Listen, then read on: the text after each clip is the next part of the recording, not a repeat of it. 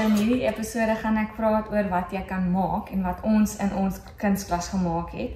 So baie van hierdie goed kom van die natuur af en is baie lekker om dit saam met die kinders te maak en hulle hou baie daarvan.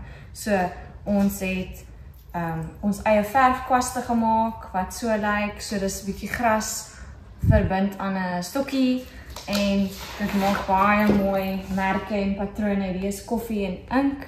So dis 'n baie lekker projek.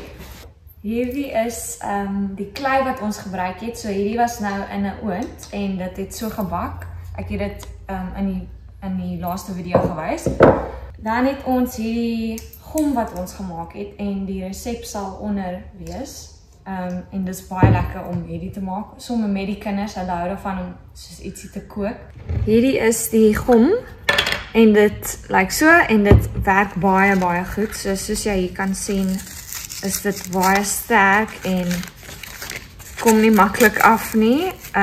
Ons het hierdie projekkie gedoen waar ons klein stukkies papier vasgegom het vir Egiptiese kuns en ons gebruik ook soms rotse of plante en dan maak ons verf daarmee. As jy 'n bietjie olie met dit meng of water, dan maak dit baie lekker verf, net vir iets alternatief.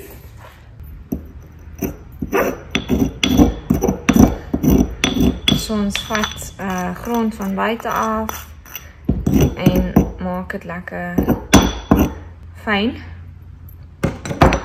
En dan olie werk eintlik beter, maar ek gaan nou water gebruik om met hierdie verf te maak. En ons vertel ook vir die kinders, die ou meesters wat geverf het, hulle het ook pigmente uit die aarde uitgebruik om hulle verf te maak. So ons gaan eintlik terug met die kunsgeskiedenis ook